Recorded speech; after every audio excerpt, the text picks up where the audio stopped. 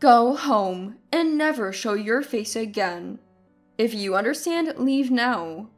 Go. Just go. Such harsh words.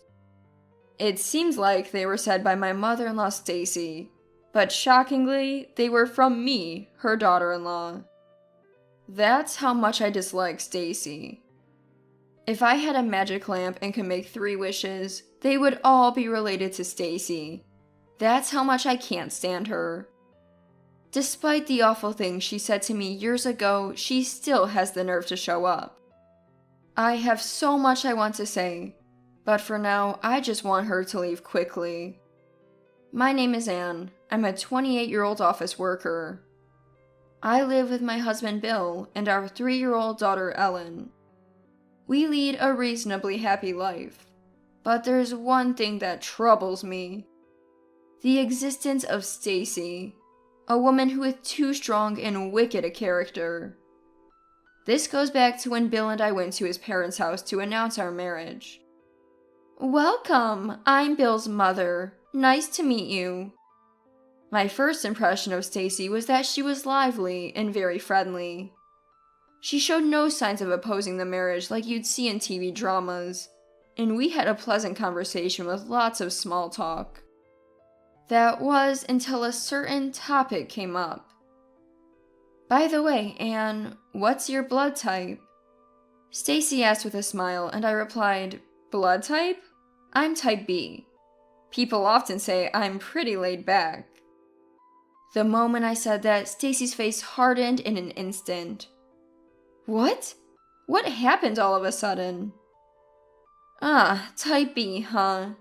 Now that you mention it, you do have that kind of face. I can tell these things, you know. I was panicking inside. That's got to be a lie. What's a type B face? Suddenly, Stacy seemed like a fortune teller to me, and I had to struggle to keep from laughing. I was grateful for my optimistic nature in moments like these. Next to me, my husband grumbled, Mom, that topic again. Give it a rest, please. He was quite upset, but honestly, I wasn't too bothered at that time. For some reason, Stacy despises type B, but I like being type B. Or rather, I was amazed that there are still people who judge others based on their blood type.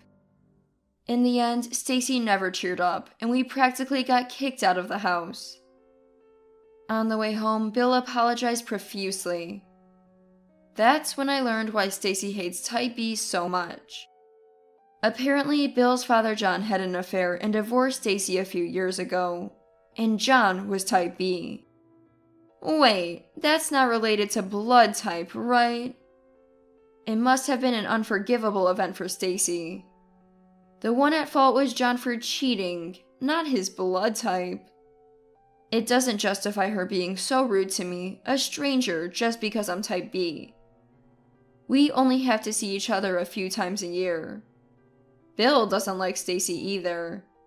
He has an older brother, Ken, and Bill has always been compared to him since they were kids. From what I've heard, Ken always did whatever Stacy said, like a robot.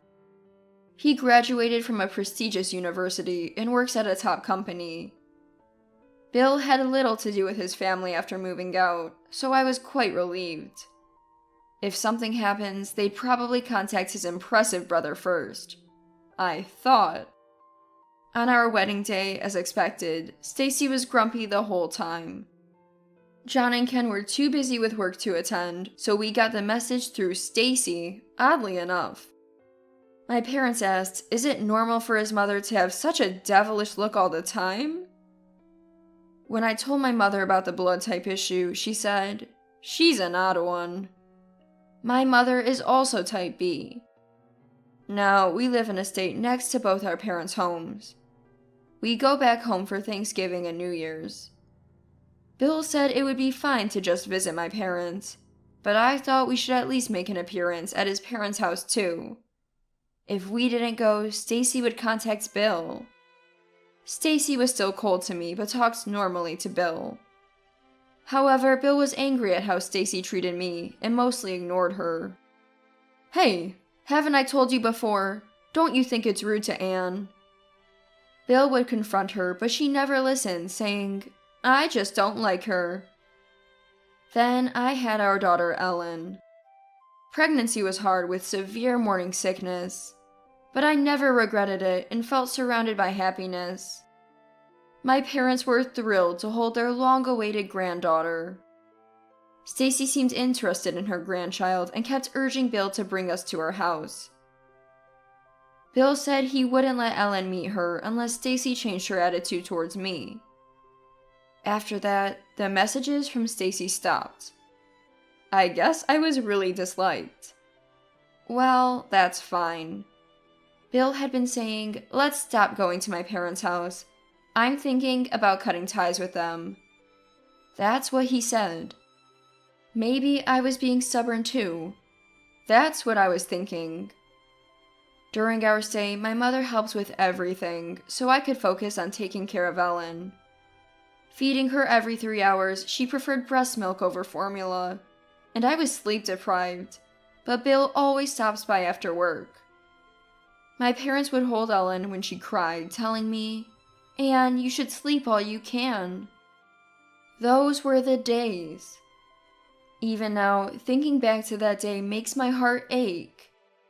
My body was slowly recovering postpartum, and while discussing going back home with Bill, who was returning from work, the doorbell rang. My father answered, but the conversation soon turned into an argument. Wondering what it was, Bill and I went to the entrance, and there was Stacy, whom I hadn't seen in a long time. All I'm saying is it's rude to show up unannounced late at night. My father was quite angry, and to him Stacy retorted, It's because of your stupid daughter not letting me see my grandchild. Stacy was screaming just as furiously. When Stacy saw our family, she said, You all won't get away with this. Pay for my taxi fare here. She started saying nonsensical things. Noticing Ellen in my arms, she barged into the house, saying, Oh, it's a girl. What a disappointment.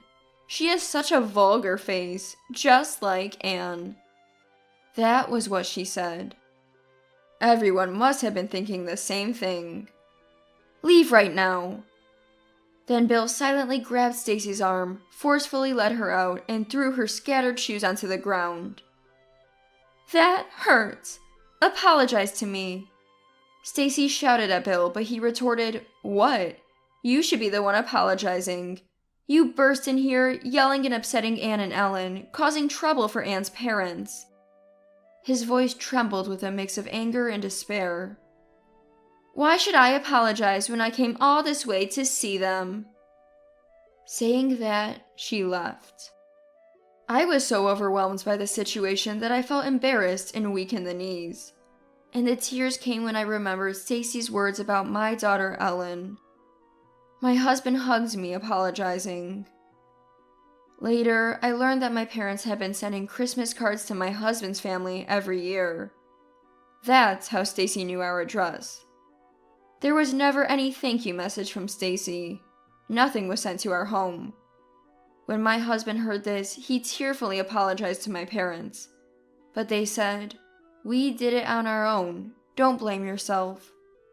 After that, we stopped interacting with Stacy. We didn't block her number in case of emergencies, but we stopped visiting. Bill kept receiving messages from her, but he ignored them all.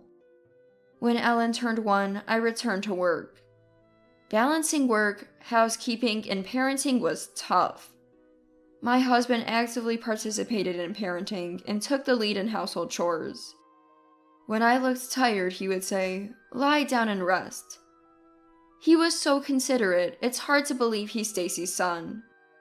Ellen made lots of friends at the daycare center. As she approached 3 years old, she became more talkative, sometimes calling us teacher instead of mom and dad. Her cute mistakes made both of us dote on her. One day, during a peaceful life, I felt sick while shopping at the local grocery store and had to sit down.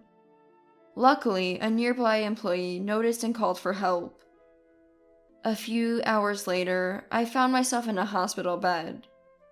My husband, who was at work, came as soon as he got my message.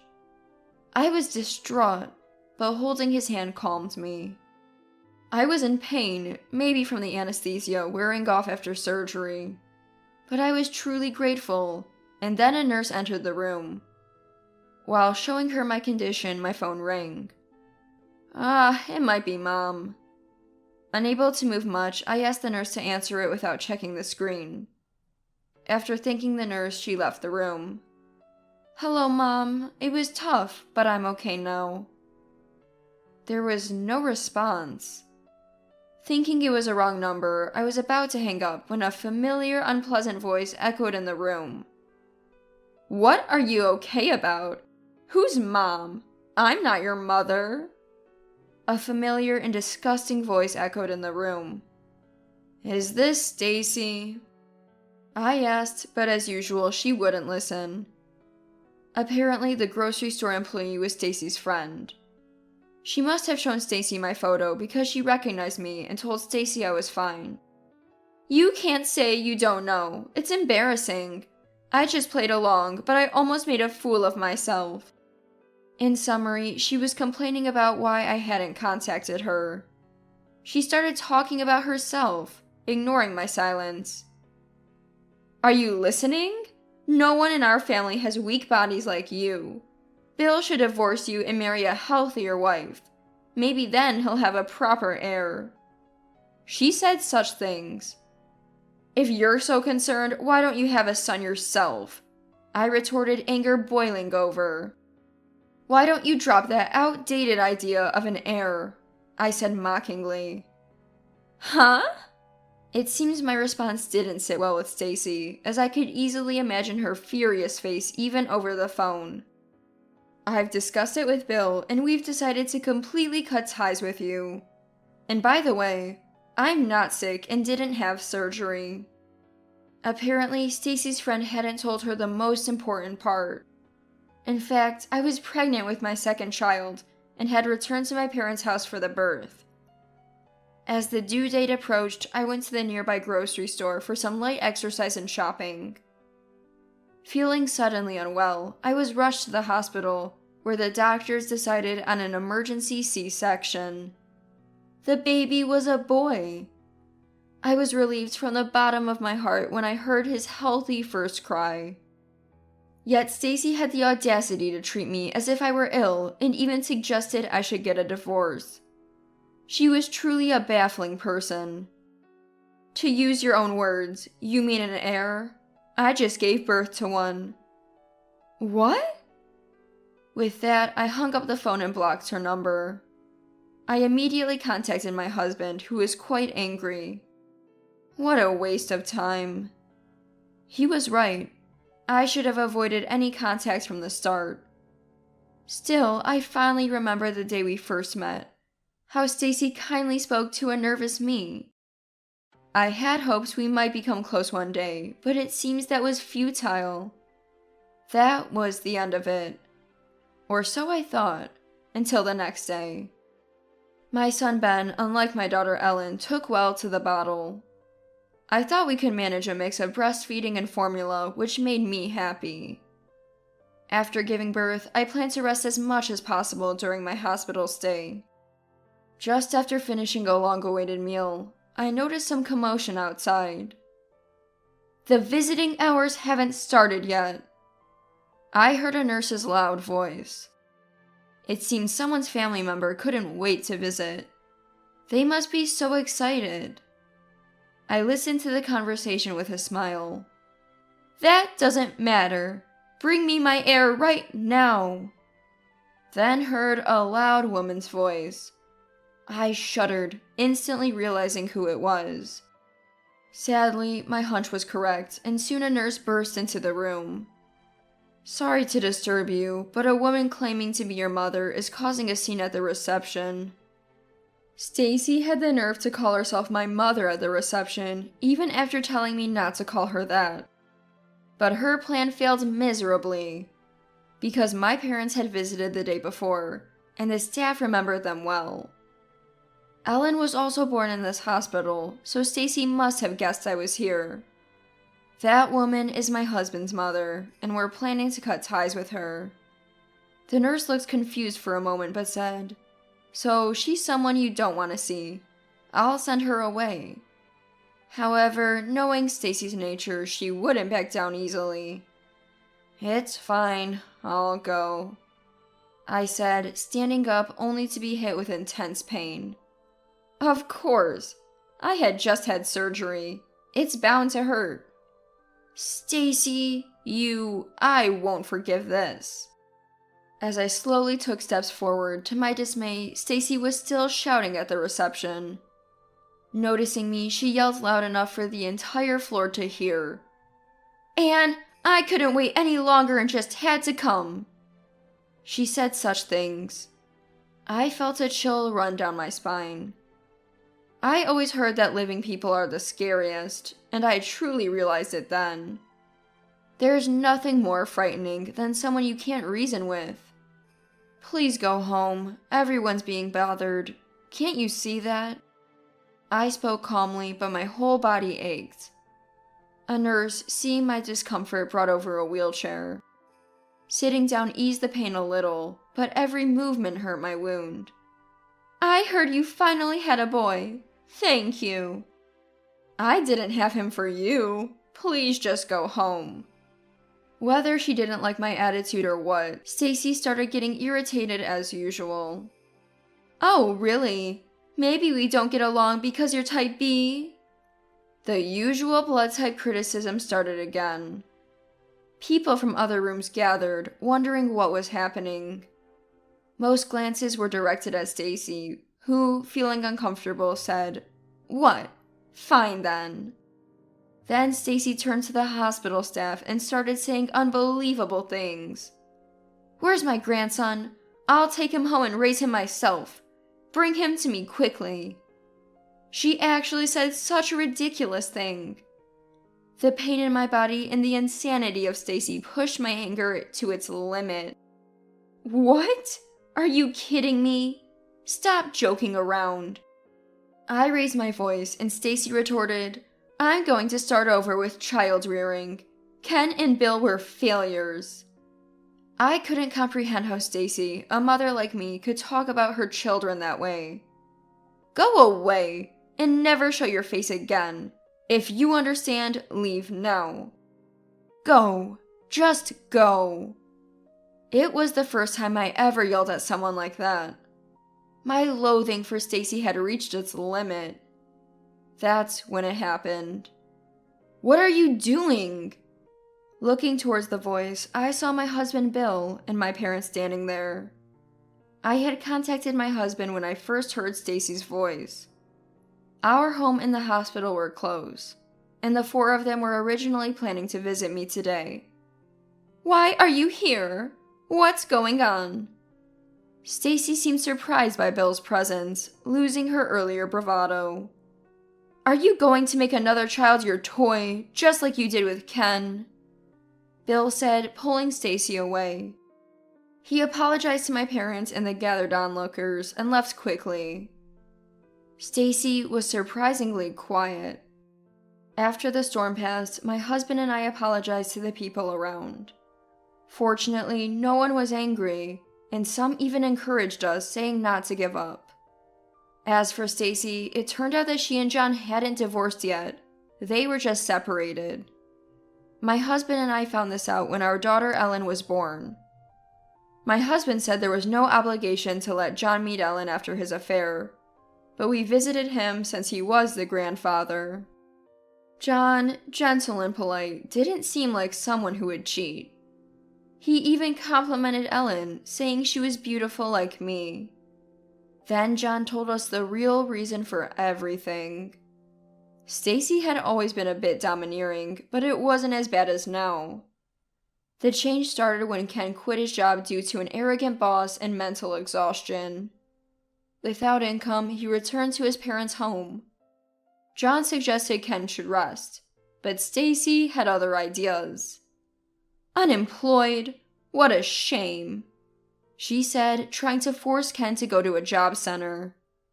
Unable to watch this, John suggested they separate.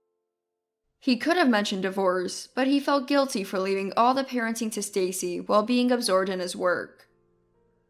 I learned then that John was still supporting Stacy financially, on the condition that if she did anything strange again, he would finally divorce her. After hearing everything my husband said, I didn't know any of this. He was in shock. John mentioned he didn't contact my husband because he didn't want to worry him. My husband often said his family was just a facade. It seemed that for Stacy, family was nothing more than a tool to make herself look good.